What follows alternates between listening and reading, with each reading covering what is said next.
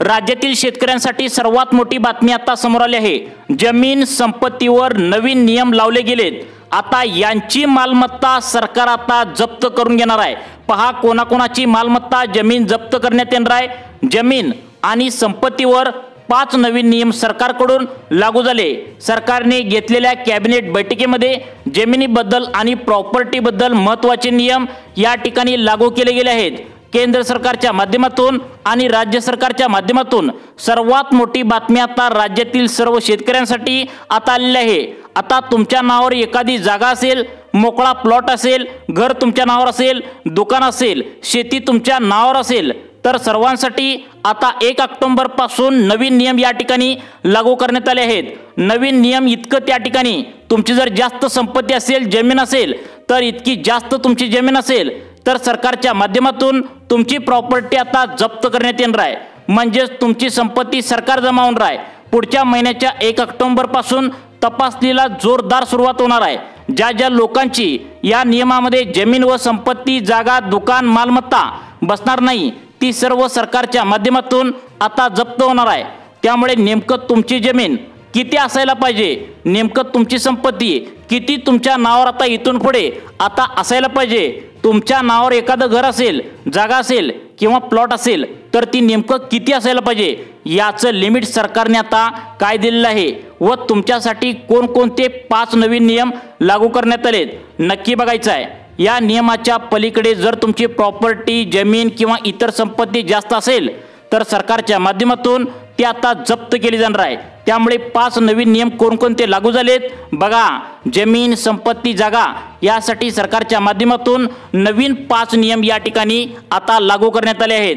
त्यामुळे तुमच्या नावावर एखादी जागा असेल, जमीन असेल, संपत्ती असेल तर नेमकं किती नावावर असलं पाहिजे, लिमिट सरकारने काय लावलंय नक्की बघा। आता बघा या ठिकाणी सरकारच्या माध्यमातून 5 नवीन नियम या ठिकाणी लावण्यात आले आहेत। यातील पहिले नियम आता 3 नियम सर्वसामान्यांच्या बाजूने आहेत। सर्वसामान्यांचा पहिल्या 3 नियमामुळे फायदा करण्यासाठी आता फायदा होणार आहे। पहिले 3 नियम लागू करण्यात आलेत, पण यातला 4 नंबरचा आणि 5 नंबरचा जो नियम सरकारच्या माध्यमातून लावला गेलाय जर तो तुम्ही मोडला तर भयंकर मोठ्या प्रमाणात तुम्हाला दंड होऊ शकतो, तुमची प्रॉपर्टी जप्त होऊ शकते, प्रॉपर्टीचा अधिकार नाहीसा होऊ शकतो। तर या 5 नियमापैकी शेवटचा 5 नंबरचा नियम जो आहे तर तो 5 नंबरचा नियम इतका भयानक त्या ठिकाणी सरकारच्या माध्यमातून आता या ठिकाणी लावला गेलाय। हा जर नियम तुम्ही मोडला तर तुमची संपत्ती जप्त होईल, तुम्हाला तुमच्या घरात देखील आता राहता येणार नाही, तुमचं घर देखील सरकारच्या माध्यमातून आता जप्त करण्यात येणार आहे। तुमची जागा असेल, तुमची शेती असेल ही देखील जप्त करण्यात येईल। यामधील नवीन नियम म्हणजे 5 नंबरचा आणि 4 नंबरचा नियम जर तुम्ही मोडला तर तुम्हाला त्या ठिकाणी कोर्टात जरी गेला तरी, सुप्रीम कोर्टात जरी गेला, हाय कोर्टात जरी गेला तर कोर्टातही त्या ठिकाणी चालू शकणार नाही। इतका त्या ठिकाणी 5 नंबरचा नियम सरकारच्या माध्यमातून कडक या ठिकाणी करण्यात आलाय। त्यामुळे 5 नवीन नियम कोणकोणते लागू केले आहेत तुम्ही या ठिकाणी आता लक्ष देऊन बघायचं आहे। सर्वांनी 5 नियम पाळायचे आहेत। तुमच्या नावावर एखादी तुमची जागा असेल, तुमच्या नावावर शेत असेल, तुमच्या नावावर एखादं दुकान असेल, फ्लॅट असेल, मोकळी जागा तुमच्या नावावर असेल तर हे 5 नियम तुमच्यासाठी आता लागू होत आहेत। त्यामुळे आता हे नियम सगळ्यांना पाळणं बंधनकारक केलंय। जर हे नियम पाळले नाही तर तुमच्या स्वतःच्याच घरामध्ये तुम्हाला राहण्यासाठी आता कोर्टाची पायरी चढावी लागेल, तुमचा अधिकार नाहीसा होईल। तर काय आहेत नियम, चला आपण या ठिकाणी सुरुवात करूया।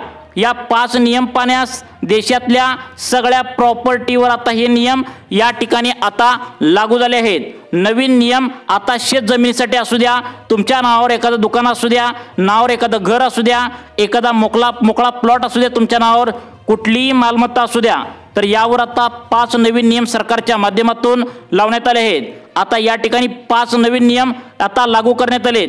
या नियमामुळे काय बदल होणार आहे, कोणकोणती कागदपत्रे तुम्हाला सरकारला जमा करावी लागणार आहेत लगेच पहा। आता बघा कोणकोणती कागदपत्रे तुम्हाला तुमचा अधिकार सिद्ध करण्यासाठी या ठिकाणी द्यावी लागणार आहेत। चला संपूर्ण सविस्तर माहिती आपण या व्हिडिओच्या माध्यमातून जाणून घेण्याचा प्रयत्न करूया।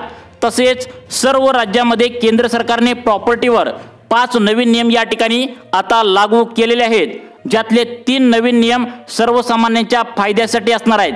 ज्यामधला कुठलाही त्रास तुम्हाला आता होणार नाही पहिल्या 3 नियमामुळे। उलट तुम्हाला त्रास कमी होणार आहे, उलट तुमचा फायदा होणार आहे 5 नियमापैकी पहिल्या 3 नियमामुळे। यातील 5 नंबरचा नियम आहे, 4 नंबरचा नियम आहे, तर तो भयंकर या ठिकाणी कठीण लावण्यात आला आहे।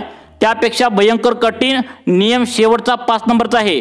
तो जर तुम्ही या ठिकाणी आता जर मोडला तर तुम्हाला तुमच्या स्वतःच्या घरात देखील राहता येणार नाही। तुमची संपत्ती सरकार जमा होणार आहे।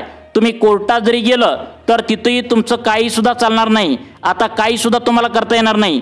इतका भयंकर नियम हा 5 नंबरचा या ठिकाणी सरकारच्या माध्यमातून आता लावण्यात आला आहे। त्यामुळे हा नियम ऐकल्याशिवाय व्हिडिओ बंद करू नका, कारण प्रत्येकासाठी हा नियम या ठिकाणी लागू करण्यात आला आहे।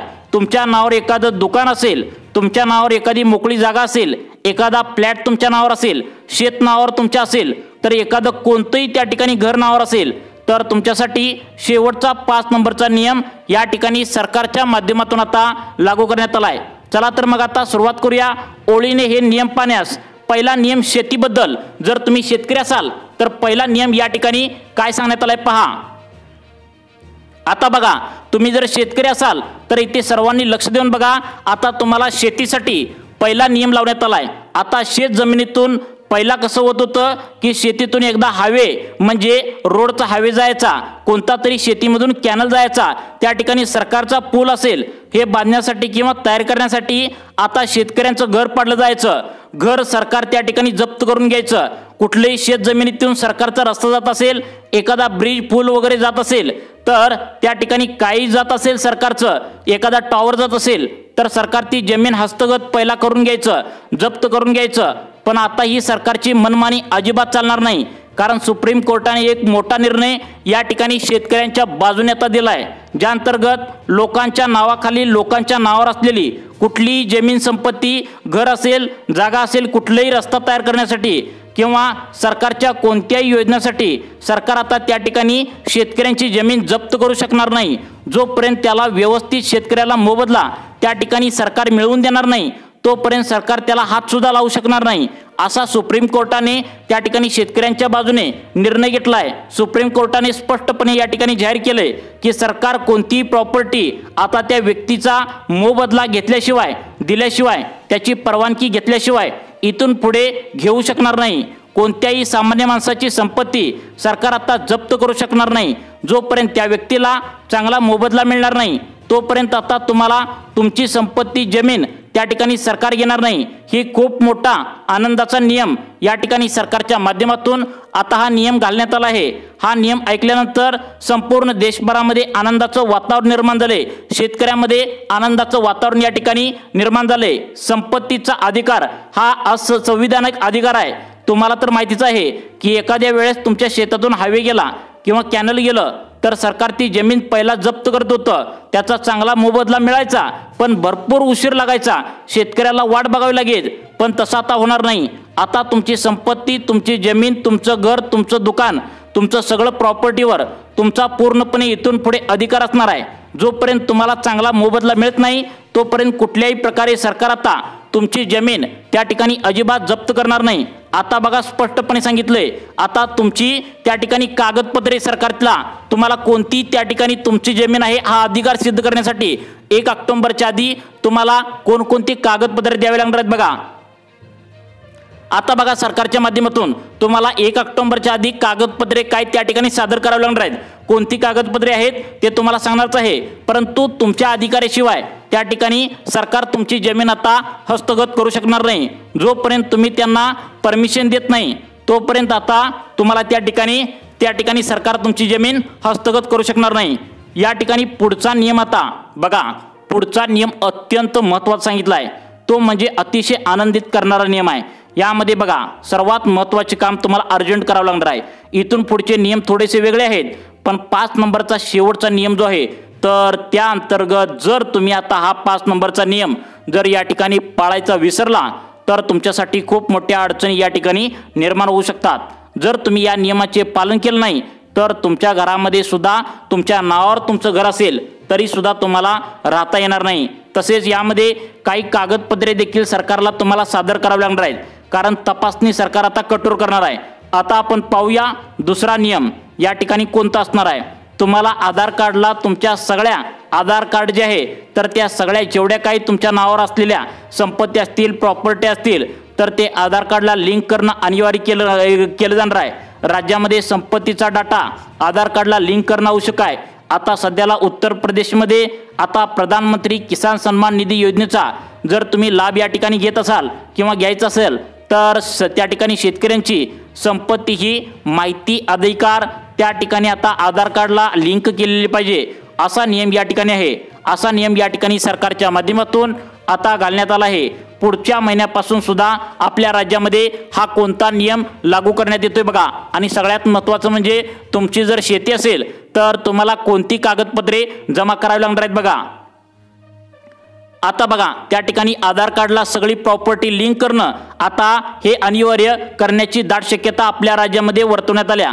आधार कार्ड लिंक केल्यामुळे जो काय काळा बाजार त्या ठिकाणी आतापर्यंत चालला होता तर तो थांबेल।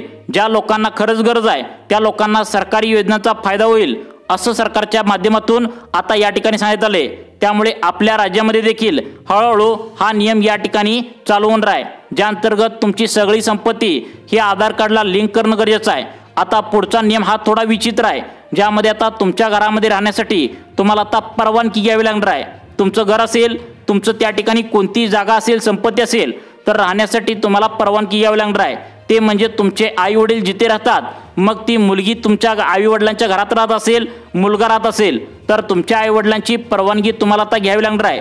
तर महत्त्वाचा नियम या ठिकाणी सरकारच्या माध्यमातून असा आहे, ज्यावर दिल्ली हायकोर्टाने एक महत्त्वाचा अधिकार त्या ठिकाणी स्पष्ट केला आहे। ते म्हणजे आता तुमचा मुलगा, तुमची मुलगी वडिलांच्या घरामध्ये तेव्हाच राहू शकते जेव्हा वडिलांची परवानगी आता त्या ठिकाणी घेऊ शकते तेव्हाच।